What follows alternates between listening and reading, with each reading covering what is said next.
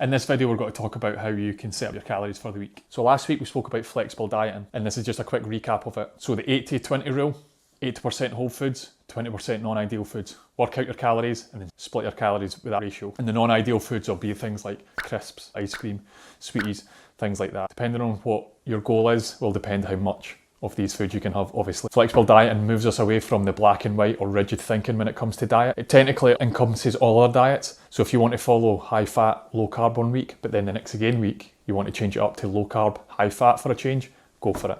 Whatever keeps you sticking to your diet. Accepting and potentially considering these non-ideal foods is much better than eliminating them, which could cause cravings or make you think like you've been bad on your diet or you've been cheating on it. Negative outlooks that don't really help when it comes to trying to pursue healthy goals. Flexible dieting isn't for everyone, but should be considered just like all other diets. Pick the dieting method that you can adhere to the most, and lastly, carnivore diets are shit. So because you would have watched my last video on flexible dieting, my earlier recap, you should now know that you can lose weight in any way you want, following whatever diet, providing you're in a calorie deficit. And obviously a surplus if you're trying to gain weight. Now we're going to answer how flexible you can be within your week. And why are we going to answer that? Well, like I said to you before, everybody's week doesn't usually pan out the way that they might expect it. So being flexible with your food and being flexible in the way that you consume them throughout your week, you stand a better chance to still sticking to your goals. Before you make any decisions like these, you obviously need to figure out what goals you want to achieve and how quickly you want to achieve them. So there's 2 or 3 ways to lose weight. You can lose weight focusing on performance and strength. You could potentially build muscle whilst losing weight, and you'll potentially look better after you've lost the weight. Next one is fat loss. You just want to lose fat basically, and you'll not really care about the performance side of it. I guess the third one as well, you don't really give a fuck. You just want to get the weight off any way you can. And you can eat stupid shit like a couple of almonds a day, which is apparently quite popular. And there's only one way to gain weight, in my opinion, and it's slow and steady. The quicker you do it, the more fat you're going to gain. As simple as that. There's no other way. Anyway, how to be flexible during your week, and we're going to go to my amazing whiteboard. Also, if you're interested in working with me, click on the links below, fill in the details, and I'll get back in touch with you. Thank you. Speak to you soon. Oh, it's Yersel. So, coming at you from both angles, like a porno. So let me answer this right off the bat. Eat your calories however the fuck you want. It's no difficult. People try and make it difficult. It's really not. Like that. Here are some typical examples of how people take in their calories. So let's set the scene. These examples, the person, we're going to call her Agnes. So Agnes here is eating 2,000 calories a day, every day. And she's losing weight. Nothing groundbreaking. Keeps it simple. Probably eats a lot of the same meals, and meaning that her shopping's easy and is just very stressless. Also makes food prep easy. She's not fiddling about trying to squeeze in calories and all that sort of shit. She sets it up on her Sunday. A real beige way of tracking. Next one is the weekend warrior. So Agnes, the weekend warrior, saves all her calories for the weekend, but again, if you average it out, it's 2,000 calories. Simple as that. If you live for your weekends, this will probably suit you more. You know, you might see Agnes out there in the nightclubs, taking lines of whatever, in the strip club, the old chicken dippers. There's some people who live in the city and genuinely eat out every night. If you're this type of person, all you need to do is adjust your calories to suit. Balance is key, obviously. If you want to eat out, you want to go out drinking every weekend, whilst being aware of the consequences of that, bash on. But there is a point where you need to compensate for it, and that's likely by eating less during your week to then make up for it at your weekend. What this also does as well is allow people to swap out calories for drinking. It's not something I'd advise, but it's the world we live in, isn't it? Next one is high and low days. So high and low days, alternative days. People might like this because it includes variety. They can throw in completely different kinds of food compared to their other days. They can make different meals on different days. It stops people getting bored for eating the same meals every day. There's no real benefit to this. People might just like variety. The last one is winging it. So with this one, I mean, I've just chucked up numbers there obviously, but it's just a person winging it. Some people are just so busy that they can't have the same thing every day. They're constantly travelling, different countries, all that sort of shit. That's absolutely cool. On average, you're still eating 2,000 calories over the course of the week. These are all just like random numbers, obviously, but hopefully I'll get my point across. There's obviously other ways to set up your week as well. These are the most generic. And hopefully what you've realised, despite the sporadic way in each of these situations, the average is what's most important. Agnes, who's on 2,000 calories, will still be losing weight because average is the most important. Really doesn't matter how you eat your calories, just as long as you're in an overall deficit or a surplus. Also, a quick note to make on surplus. The rules are exactly the same. Eat however you want, as long as you're meeting your caloric goals. People try and make this information confusing by telling you what to eat and when you have to eat it, but in reality, as long as you're hitting your calories, and they're coming from largely whole foods, you'll be doing well. You can address these small details later on. That's us done here. Back to the studio. Oh, it's Yersel. So after those amazing explanations, what method eating are you more suited to? Best way to answer that is eat for a few weeks with some sort of diary. If you put your stuff in like MyFitnessPal, but you also put down the times that you maybe felt hungry or what times you did actually eat, and you can start then looking for potential trends. It is that simple. People just mindlessly eat these days, whereas you can actually find out like when you're hungry or did this meal actually satisfy me, things like that. All are good things to find out about what you eat that then make achieving your goals that little bit easier. It's worth noting also, just because you may find a trend within yourself, it doesn't mean you have to stick to it. Change it up if you don't think it's actually working for you. Be open to changing the way that you eat.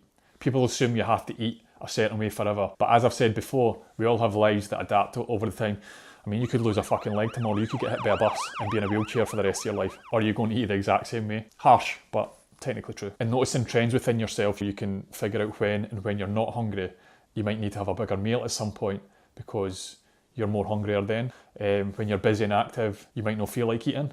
When you're under a lot of stress at work, if you've got a deadline to meet and you work for 4 or 5 hours straight, you might not eat during that time just because you're that busy. So maybe taking advantage of these situations will then make a calorie deficit if you're trying to lose weight that bit easier. Being in a surplus is slightly different. You're trying to put in more calories, which can be difficult in itself. So we'll get into tips about that later on. So can you be too flexible within your week? Not really. As I mentioned before, if you're meeting your calorie goals, whatever they are, there's not any issues with crazy flexibility. Some people might look at your eating patterns and go, what the fuck are you doing? But who cares? It's your goals, isn't it? And you're meeting them, hopefully. There's not really a wrong way to eat your calories, despite what dipshits say on the internet.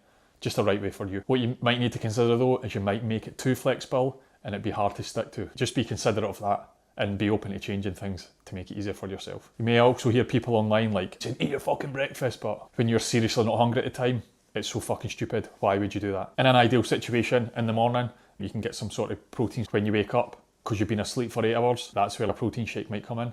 But eating a full-on breakfast when you've already said, I don't like eating in the morning, shouldn't be considered. I used to train with a guy and he point blank refused to eat anything before he went to the gym. And I was like, if you ate before the gym, you probably have more energy. And he's like, I'm going to be sick if I do that. And he always used to know that it was a competition, but he was much fucking stronger than me. And I'm trying to give him advice. It's absolutely ludicrous. But just because it doesn't fit something that's pushed as optimal doesn't mean you have to do it, especially if it's got to make your day a lot harder. These sort of things is where a class coach can come in. And you can see the details below. There's always people in the gym that'll tell you, you need to do this, you need to eat protein 4 or 5 times a day. You need to eat every 3 hours. You have to eat the same consistent calories throughout the day at every meal. You can't swap out any foods. You can only eat meat. Train in the afternoon when you're at your strongest. Get a shake immediately after the training. What do you say?